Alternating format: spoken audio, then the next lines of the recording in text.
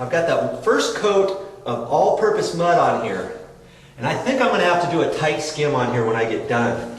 But I'm going to just use my sanding pad, my paddle sander, my hand paddle sander is what I call it. And I'm going to sand this. And incidentally, what I like to do, I've got a drop light here. Okay?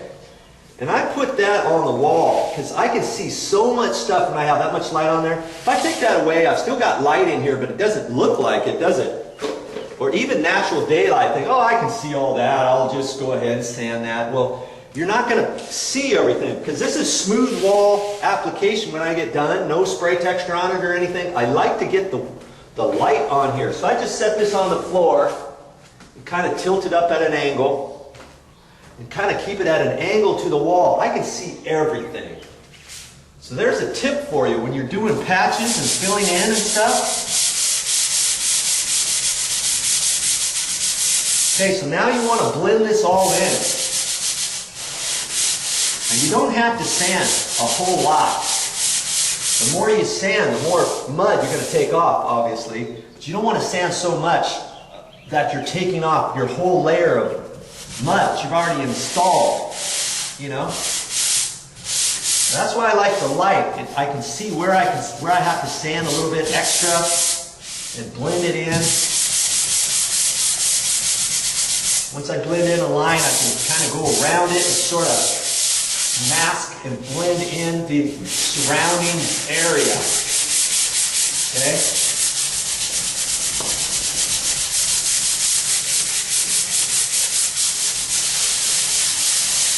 Do little circular motions, whatever. And on this paddle sander, what I do is when I put it on, I usually fold the edges over. Now it's already starting to rip because pretty soon I'm going to need to put another piece on. But if I fold that edge over, now I got a nice tight edge of the sand paper that I can put full pressure on, right around on corners. And inside corners, this edge will come up the wall, but this is wood. I'm just concerned about the edge. Now, if I would have just left this edge out like that, trying to sand that, there's no way this edge is going to have enough pressure on here. So when I put this on, I split the difference as I put it on there, and then I fold the edges over. Okay. Now I can bear right down on this edge. I don't have pressure on the right hand edge as I'm doing the left hand.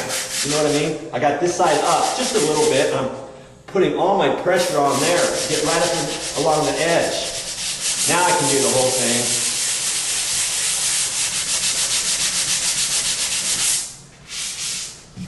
Same thing up here on this edge. I can put extra pressure at the top.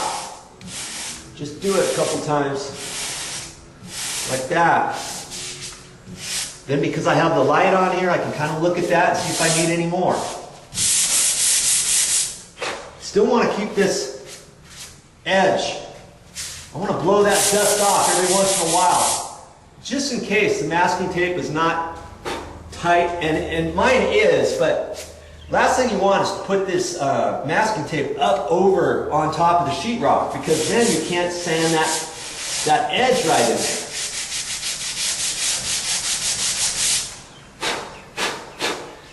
And you got to be fairly close. But you remember, this thermostat had an actual cover over it that fits on this edge a little bit. So if you've got a slight imperfection, don't sweat it. You know, don't forget to blend in your top. I can see exactly where that ridge is because I got my light on there.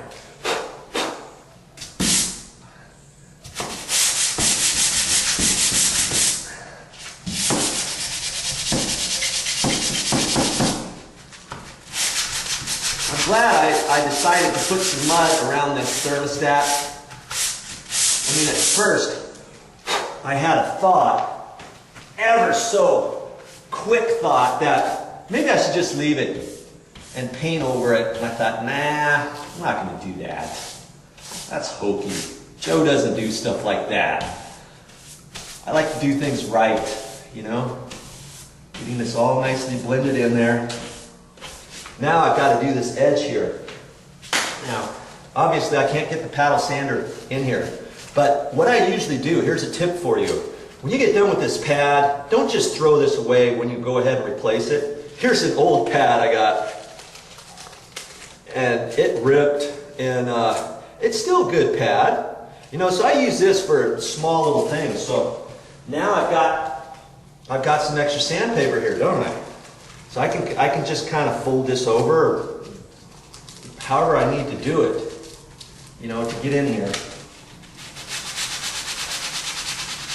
Fold this edge over a couple times. I don't have to go buy more sandpaper, or if I didn't have this, I'd have to use it. I'd have to take this one off and use this one, or use a brand new one. I don't want to do that. I don't have to do that. You know, you just want to be careful as you do this, because you're putting a lot of pressure just in one spot. And this sandpaper, this is 100 grit, and you can get finer grit. Usually for these, they have 100 and also 80. And I don't know if they have any smaller than that or not. You just got to be kind of careful, because this will eat your sheetrock up. You know, so where I've already done it with the paddle sander, I did it just a hair hard, and I see something right there I got to blend in already. So see, all you're doing is smoothing this out. You don't have to get it so that you keep going on it and going on it and going on it. The last thing you want to do is sand too much of this. Okay? Man, that's pretty good. When I get all done, I'll go ahead and paint all this, prime it, paint it, and then I'll also go ahead and caulk against this door trim all the way down, and that'll look nice before I put the cover back on, you know? Because the idea here is, when I get done with this, when you get done with your project, I don't want anybody to even think that you did anything. That's how you want to do it, you know? You don't want somebody to see, oh, I see that you patched around your thermostat. Oh yeah, didn't I do a good job? Well, obviously you must not have done a good job if they see that you did do some patching and they see the patch, you know? That's a sign of good workmanship. Is if you can blend it in to an existing condition and make it look like you were never even there. That's the goal. That's my goal every time. Now, do I get it perfect every time? No. But do I learn every time I do something so that, you know, when I get done with this, I'll think about it and think, okay, what could I have done differently? How well did it patch in what I did do? And should I do it like that next time? Or should I do it differently next time? You know, all that kind of stuff. Play that all back in your mind. And that's how you'll get better. Each time you do a project, it'll just get a little better and easier. And it'll be like second nature to you. Okay? Alright, that looks good. And I think I could probably get by with this without putting any tight skim on here. I'm going to go ahead and put a tight skim on here and blend it in just a little bit wider around here.